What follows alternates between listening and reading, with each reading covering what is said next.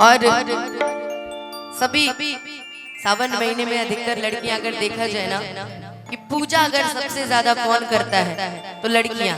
कहते हैं ना कि औरतें, महिलाएं, लड़कियां सबसे ज्यादा भोले बाबा को पूजा करती हैं। सही बात है ना? सबसे ज्यादा भोले बाबा को हम ही लोग पूजते हैं। हम लोग पूजने जाते हैं तो भगवान से कहते हैं कि हे भगवान, परिवार बनाए रखना, संसार बनाए रखना, घर बनाए रखना, हमारे पति को तरक्की देना, बेटे को तरक्की देना, हमारे घर में सुख शांति रहे। लेकिन ये लड़के जब भोले बाबा के दरबार में चले खाली एक चीज मांगे, बताए, अरे कुछ हाँ ना कीजिएगा, बताए। ये लोग जाएंगे दरबार में, हाथ जोड़ेंगे, गोड़ पर गिरेंगे, उसका उसके कहेंगे कि बाबा सुनिए कि सब हो के हुनर में हरारू चाहिए सुना कि भोला पूजी रहो चाहिए चंदा चकोर नहीं दहेज में मांगी ले भरत चूना। ये सिर्फ कहने सुनने की बात है। अगर फॉर्च्यूनर मिल जाए ना तो पहली वाली को तलाक दे देंगे, फॉर्च्यूनर मिल जाए तो। लेकिन बड़े प्रेम से कहते हैं कि हे बाबा नहीं दहेज में मांगी ले भरत चूना। अरे सब हो के हुनर में हरारू चाहिए सुना, है ना जी? सही बोले है ना? सही बोले है कि नहीं? अगर सही बोले तो ताली बजा के बताइएगा, सही है ना? आप लोग से ज्यादा कुछ तो महिलाएं हैं। देखिए बेटा हुआ ये कुल मांगा लगा हो, लेकिन हम लोग अगर दरबार में जाते हैं तो मांगते कि हे भोले बाबा कि सासू चाहिए मांगी जैसन कि जैसे मेरा नैहर है वैसा ही ससुराल दीजिएगा, वैसा ही प्यार दीजिएगा, वैसा ही दुलार दीजिएगा। अरे देवरा छोट भागी जैसन हो खोजब बिया हवाए बाबा। लेकिन दुल्हा जानती है कैसा चाहिए? हे शिव जी अपने नियन दुल्हा मत दिया कि राम जी के जैसन दिया। अरे हमारो दुल्हा बाबा। लेकिन जो आजकल जो मांगा है ना उसको नहीं मिला है। जो राम जी मांगा है उसको शिव जी मिले। अब हम ही को देख लीजिए, डेली राम जी मांग रहे हैं ना, शिव जी मिलेंगे हमको। और जो शिव जी मांगता है कि हे भगवान भोलेनाथ जैसा और भंगी चलेगा, थोड़ा मस्ती करने वाला, मजाक करने वाला चलेगा, तो उसको राम जी ने सीधा मिल जाता है। सही बात। किसके किसके पति राम जैसे, जरा दोनों हाथ उठा के बताइएगा तो किसके किसके पति राम जैसे हैं? आपके पति राम जैसे हैं? हे भगवान जी। अच्छा किसके किसके पति राम जैसे? सही सही बताइएगा, मजाक नहीं, सीरियस। बस बाकी के रावण जैसे है का भाई? ए भाई देख लीजिएगा, जिसकी जिसकी धर्म पत्नियां बैठी होंगी सबके राम जी जैसे है ना? किसके किसके? जरा दोनों हाथ ऊपर ऊपर उठाएगा, सीधा सीधा सीधा सीधा। अच्छा जिसके नहीं है वो भी एक बार दोनों हाथ ऊपर उठा के सीधा सीधा एक बार दोनों हाथ ऊपर उठा के और मिलके गाइएगा कि राम जी के जैसन दिहा हमारो दुल्हा बाबा। राम जी के जैसन दिहा हमारो दुल्हा। सासु चाही मांगी जैसन देवरा छोट भागी जैसन। सासु चाही मांगी जैसन देवरा छोट भागी जैसन हो खोजब दिया हवाए बाबा। दुल्हा कैसा चाहिए? कैसा चाहिए दुल्हा? ए चाची अब तो के नाम मिली, जब रावण लिखक रहू लिखा गई, अब तो के राम नाम मिली। मैं अपने कुमारी कन्याओं से पूछ रही हूँ दुल्हा कैसा चाहिए जी? वो देखिए पीछे वाली हंस रही है। दुल्हा चाहिए एकदम करिया। ये देखो इनको दुल्हा करिया चाहिए। छोड़ दीजिए ना, वैसे भी आपके लिए कोई नहीं लिखी, अभी शांति रखिए। कैसा कैसा दुल्हा चाहिए? राम कौन बोला भाई? तेरा हाथ उठा के बताओ कौन बोला? आप बोले हो राम जी के जैसा चाहिए। वाह, एक बार एक बच्ची के लिए एक बार जोरदार ताली बजा के और मिलके गाइए कि राम जी के जैसन दिहा हमारो दुल्हा बाबा। राम जी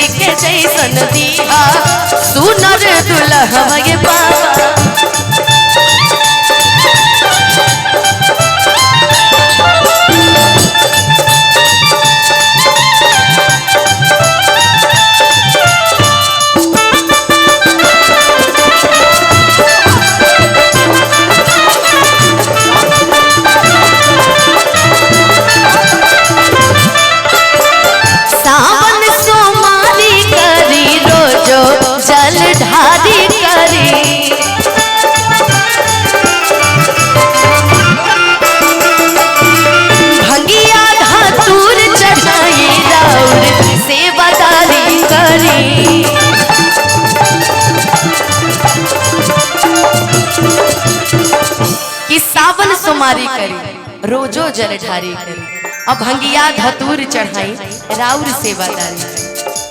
ये भोलेनाथ सब तो कर रहे हैं, लेकिन एक चीज और ध्यान रखिएगा, बरती हाँ ऐसन होके, बरती हाँ ऐसन होके जिंदगी निभावा ये बाबा राम जी के जैसन दिया सुनर दुल्हवा ये बाबा राम जी के जैसन दिया सुनर दुल्हवा ये बाबा।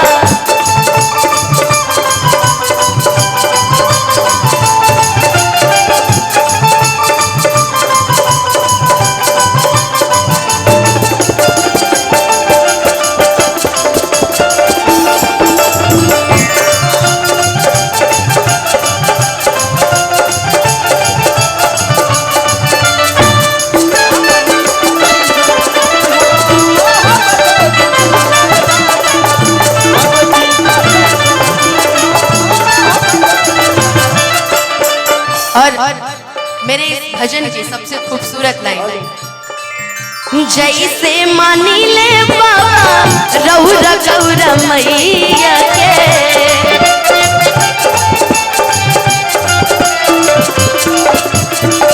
ओ सही दुलार प्यार हम हुबाई सैया से।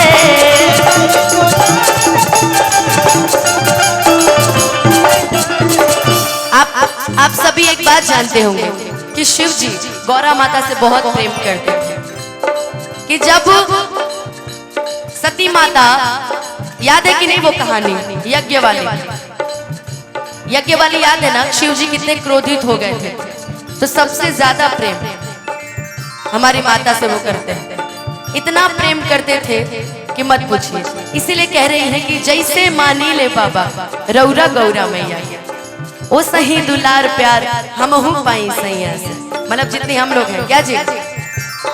और इस गाने इस भजन को लिखा है आदरणीय मेरे बड़े भैया पंकज भैया ने, उन्होंने लिखा है पंकज नियान जानी पंकज नियान जानी खोजी हवा बुरा हवा ये बाबा राम जी के जैसन दिया हमारो दुल्हवा ये बाबा राम जी के जैसन दिया सुनर दुल्हवा ये बाबा सासु चाही माई जैसन देवरा छोट भागी जैसन सासु चाही माई जैसन देवरा छोट भागी जैसन हो जब बियाह ये बाबा।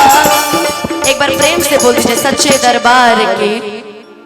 और ऐसे मजा नहीं आएगा, हम गाते रहेंगे आप लोग ऐसे बैठे रहेंगे तो भजन गाने में मजा नहीं आएगा, फिर लगेगा कि अनुपमा आई और चली गई, ऐसा नहीं अच्छा लगेगा। एक बार दोनों हाथ उठा के एक बार बस एक बार मेरे साथ मिल के एक बार झूम कर गा दीजिए कि राम जी के जैसन दिया हमारो दुल्हवा ये बाबा राम जी के जैसन दिया हमारो दुल्हवा ये बाबा